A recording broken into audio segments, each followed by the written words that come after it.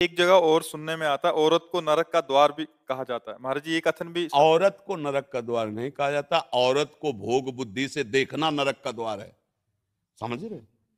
औरत का स्वरूप जो है वो हमारी माँ भी औरत है।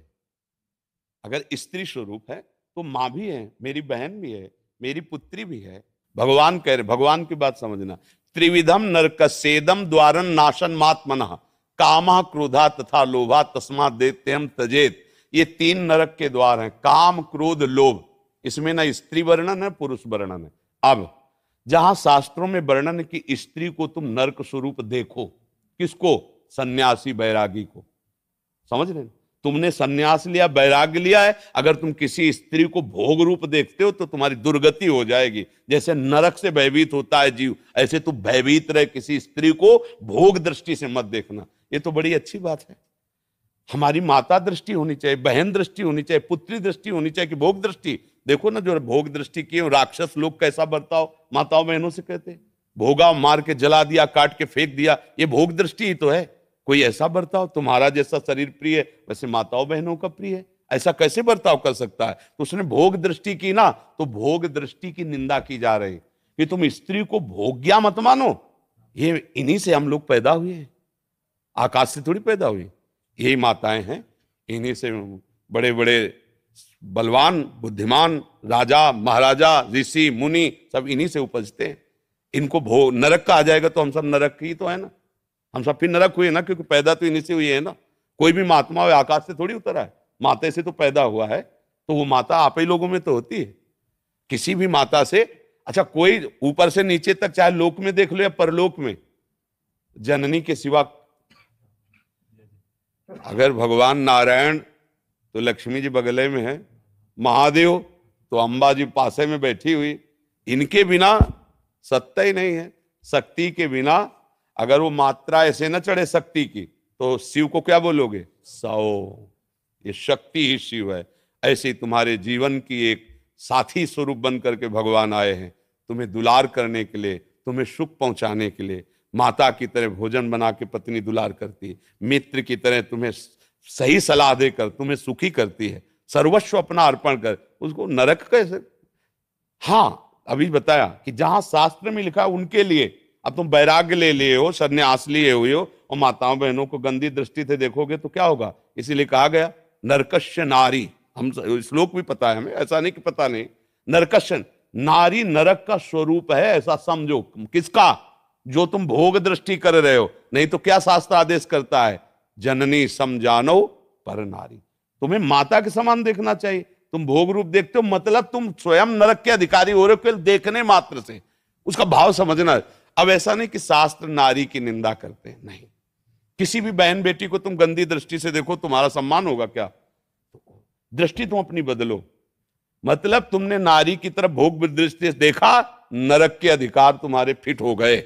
नरकश नारी मतलब नारी को तुम भोग बुद्धि से देखा, तुम्हारा नरक का बिल पास हो गया है। तो बात समझनी है। अगर उसको ठीक समझ नहीं है तो आपकी बात को गलत ढंग से पेश करके वो फिर निंदा का कारण बन जाता है कि शास्त्रों में नारी की निंदा की। ऐसा नहीं है, सावधानी का वर्णन किया गया। भगवान श्री राम जब चल रहे हैं तो आगे जानकी जी को चलाते जंगल में। अगर घर परिवार में कहीं अंदर है तो आगे पति और पीछे पत्नी, लेकिन अगर जंगल है, भयावह स्थिति, तो आगे पत्नी, पीछे सुदृढ़ उसकी रक्षा के लिए चल रहे। मतलब भाव को समझना है। जैसे कहा जाता है माताओं बहनों के लिए सुरक्षा अति आवश्यक है, आवश्यक है। शास्त्रों में जो कहा गया है कि उद्याने च मद्यपाने च राजद्वारे पितागृहे बिना अज्ञान गंतव्यम बरयाचति वरांगना, वो ब्याह के समय कहा जाता है कि किसी जंगल में बगीचे में कभी अकेले मत घूमना, पति को साथ लेकर ही जाना। जहां कोई मदिरा पिए बैठे हो, गंदे लोग बैठे हो, वहां से अकेले मत जाना, किसी को साथ ले लेना। कभी राज दरबार में अकेले मत जाना, किसी को साथ लेना। ये सब शास्त्र सुरक्षा के लिए, वो कमजोर या निंदास्पद बात नहीं कह रहे, सुरक्षा की। मान लो आप पढ़े लिखे हो, बहुत बढ़िया है, लेकिन चार लोग गंदी वृत्ति वाले मिल गए, अब आपको सहयोग की जरूरत है। आपका स्त्री शरीर है, तो इसीलिए कहा गया कि पति के आज्ञानुसार या दो चार व्यवस्थित ऐसे चलना। अब उसको अगर हम अवहेलना में लेके, भाई नारी भी स्वतंत्र होनी चाहिए। हाँ, पढ़ने लिखने में स्वतंत्र हो, खाओ पियो स्वतंत्र हो, खूब घूमो फिरो अपने परिवार के साथ, स्वतंत्र हो। तो इसीलिए जो शास्त्रों में सावधानियां वर्णन वो गलत नहीं है, उनका अर्थ गलत करके आपको बताया जाए तो आपको लगेगा कि शास्त्रों में नारी की निंदा की जा रही। ऐसा नहीं है, पूरे शास्त्रों को भगवत कृपा से जहां तक पढ़े। अब जैसे पुरुषों में सब ईमानदार थोड़ी होते हैं, ऐसे माताओं बहनों में सब अपने धर्म से चलने वाले थोड़ी होते हैं। तो जहां कहीं आपके आचरण गलत हो रहे हैं तो आपको डांट लगाएगा शास्त्र, और पुरुष को लग रहा है तो उसको डांट लगाएगा। अब वो सार्वजनिक नहीं है, वो सार्वजनिक सिद्धांत जब पढ़ोगे तो उसमें अलग होगा। शास्त्र किसी एक का थोड़ी है, कानून अच्छा जब कानून है तो स्त्री पुरुष का कानून कोई भेद है? आप 302 करो तो आपके लिए छूट मिलेगी क्या? अगर फांसी की सजा है तो तुमको भी चढ़ा दिया जाएगा, भी आजीवन सजा तो तुमको भी मिल जाएगी यदि वयस्क हो। ऐसे ही शास्त्र का कानून है।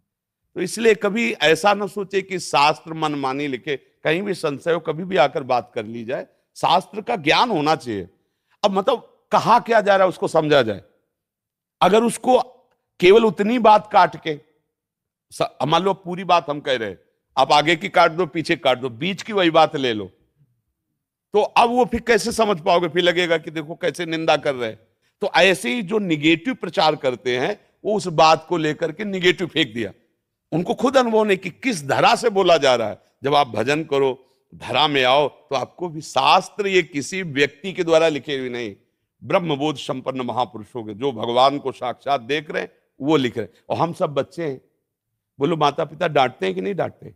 तो हमारे शास्त्र पिता हैं, वो हमें आदेश करे ऐसे चलो ऐसे चलो, और उन्होंने हमें क्यों डांट? अब शास्त्र आज्ञा का उल्लंघन करो तो मनमानी आचरण, फिर तो आप कुछ भी बोलो, भगवान को गाली दो, बात अलग। शास्त्र कहीं भी गलत नहीं है। आप केवल शुद्ध भाव से आओ, प्रश्न करो, उसका उत्तर आपको समझने को मिल जाएगा।